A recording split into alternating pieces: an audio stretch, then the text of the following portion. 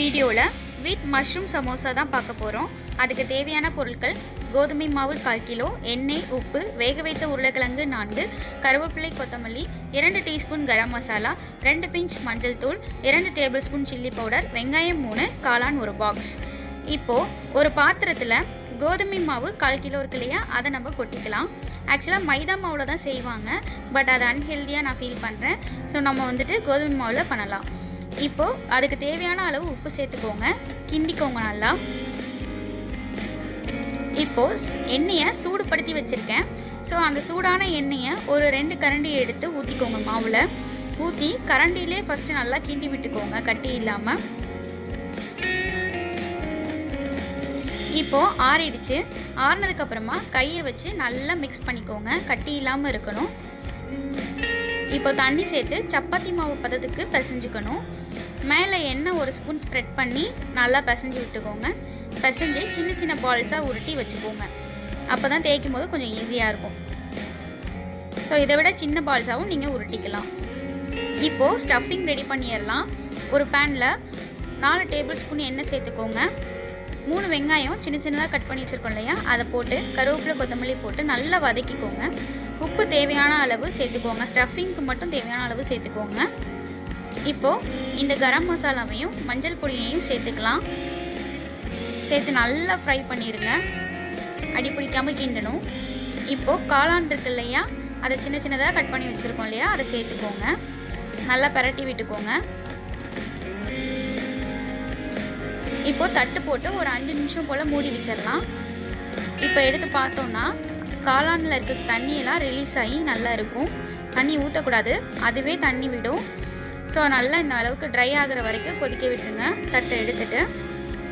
இப்போ இந்த ட்ரை ஸ்டேஜில் அந்த 4 உருளைக்கிழங்க வேக வச்சுருந்தோம் இல்லையா, அதை ஸ்மாஷ் பண்ணி சேர்த்துக்கோங்க.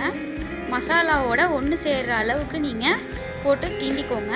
இப்போ குழந்தைங்கலாம் இருந்தாங்கன்னா கொஞ்சம் சில்லி பவுடர் போடுறதுக்கு முன்னாடியே எடுத்துக்கோங்க, கொஞ்சம் அவங்களுக்கு தனியாக, ஏன்னா காரம் சாப்பிட மாட்டாங்க. இப்போ 2 டேபிள் ஸ்பூன் சில்லி பவுடர் சேர்த்து நல்லா கிண்டி விட்டுக்கோங்க. உப்பு பார்த்துட்டு உப்பு பத்தலைன்னா போட்டுக்கோங்க. நல்லா பரட்டி விட்டுக்கோங்க, மசாலாஸ்லாம் ஒன்று சேர்கிற மாதிரி. இப்போது ஆறுனதுக்கப்புறமா நம்ம ஸ்டஃபிங்க்கு யூஸ் பண்ணிக்கலாம். இப்போது நம்ம சமோசா லேயர் வந்து தேய்க்கலாம். நார்மலாக நம்ம வீட்டில் சப்பாத்தி தேய்ப்போம் இல்லையா, அந்த மாதிரியே நம்ம தேய்ச்சிக்கலாம். ஸோ இது வந்து பேக்கரியில் கிடைக்கும் இல்லையா பெரிய சமோசா, அந்த மாடலில் நான் பண்ணியிருக்கேன். இப்போது இந்த மாதிரி சப்பாத்தி ஒரு பால் எடுத்து தேய்ச்சிட்டு 1 ஸ்பூன் இந்த மசாலாவை நம்ம வச்சுக்கலாம். ஸ்டஃபிங்கை உள்ளே வச்சிடலாம். வச்சு நல்லா ஃப்ளாட்டாக அமுக்கி விட்டுருங்க. அமுக்கி விட்டு நான் இந்த ஷேப்பில் நான் மடித்து விட்டுக்கிறேன். கேப்பே இருக்கக்கூடாது, எந்த சைடும் ஓப்பன் தெரியக்கூடாது. ஏன்னா ஓப்பன் தெரிஞ்சது அப்படின்னா அந்த மசாலாஸ்லாம் எண்ணெய்க்குள்ளே ஓடிடும். அப்படி இல்லைன்னா எண்ணெய் வந்து உள்ளே பூந்துடும். இப்போ ஒரு மாதிரி ஆயிலியாக இருக்க மாதிரி இருக்கும். அதனால் நல்லா கேப் இல்லாமல் நல்லா க்ளோஸ் பண்ணி விட்டுக்கோங்க. இன்னொன்று ஷேப் என்னென்னா ட்ரையாங்கிள் ஷேப்பு. ஸோ அதுக்கு இந்த மாதிரி தேய்ச்சி சைடில் கட் பண்ணி எடுத்துகிட்டு மசாலாவை நடுவில் வச்சுக்கோங்க. வச்சுட்டு இந்த மாதிரி மடித்து எடுத்துக்கோங்க. இதுவும் அப்படி தான், ஓப்பன் இல்லாமல் அப்படி மடித்து விட்டுக்கோங்க. நல்லா க்ளோஸ் பண்ணிக்கோங்க, கேப் எதுவும் இல்லாமல்.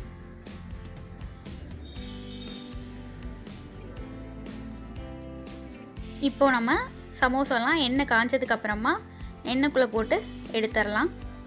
பாருங்கள், சமோசா மாதிரியே வருது இல்லையா. இப்போ இந்த ட்ரையாங்கிள் ஷேப்பையும் போட்டு எடுத்துடலாம். நல்லா ப்ரௌன் கலரில் மாறினதுக்கப்புறமா எடுங்க. இந்த மாதிரி நீங்கள் குழந்தைங்களுக்கு வீட்டில் இருக்கவங்களுக்கு ஹெல்த்தியாக வீட்டிலே பண்ணி கொடுங்க. காளான் வந்து ப்ரோட்டீன் தான், உடம்புக்கு நல்லது. இப்போ கோதுமை மாவில் மஷ்ரூம் சமோசா ரெடி ஆகியாச்சு. கண்டிப்பாக இதை வீட்டில் நீங்கள் ட்ரை பண்ணுங்கள், எல்லாருக்குமே பிடிக்கும். தேங்க்ஸ் ஃபார் வாட்சிங். லைக் பண்ணுங்கள், ஷேர் பண்ணுங்கள், மறக்காமல் சப்ஸ்கிரைப் பண்ணுங்கள்.